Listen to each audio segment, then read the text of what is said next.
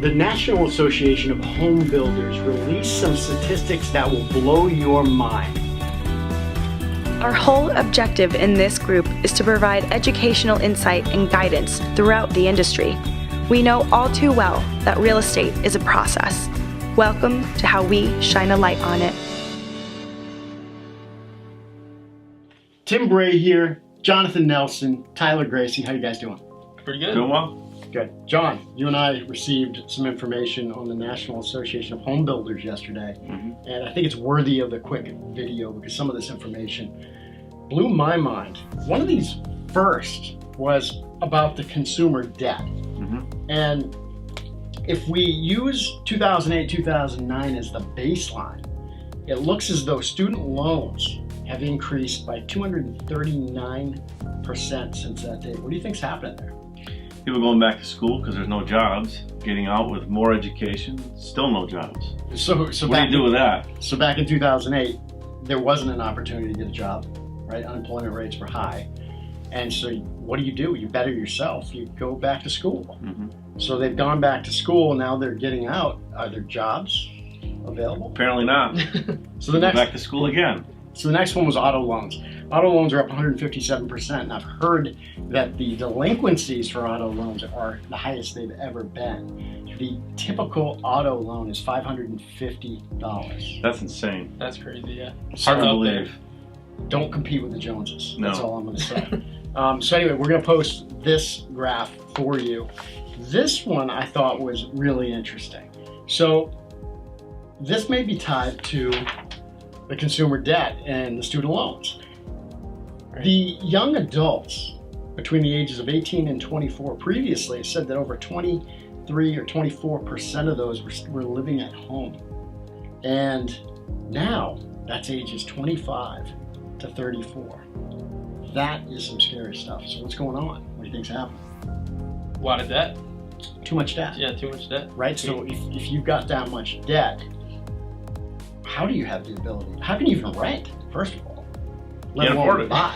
Well, you need a job first. Yeah. Right. You need the ability to actually pay off that debt and actually support yourself, and that's currently not happening. So what's happening to these, let's say your parents, they're in the 60s, 70s, they want to retire.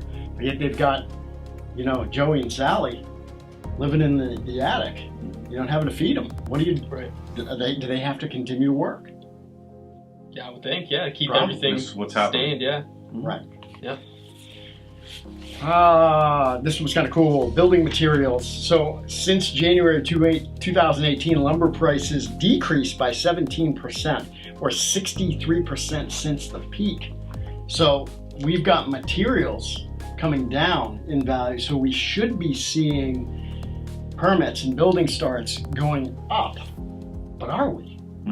Why not? Well, you're talking about new peaks, not historically, but since the last disaster. Right. So we're, you know what I mean? You're actually adding to what's already a bad situation. Right. And I've heard from a lot of people that look, they're talking about the cycle, and we do this all the time. And Tim, we're not there yet. We haven't had that building phase. Well, I agree, we haven't had that building phase. But what we also haven't had is the population increasing. We're actually seeing a decline in states like Connecticut, Rhode Island. So without the increases in population and the demand going up, you actually have, more supply of inventory and a lack of demand.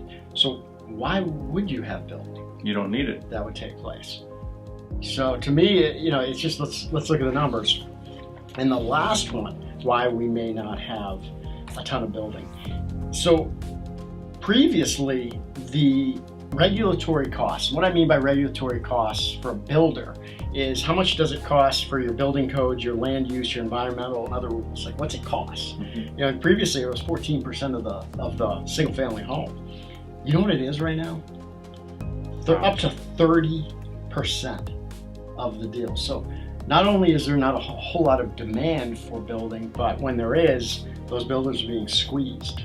So good pieces of information. We don't want to extrapolate too much on each individual town and what is happening, but we are out there to consult with. So each person is different.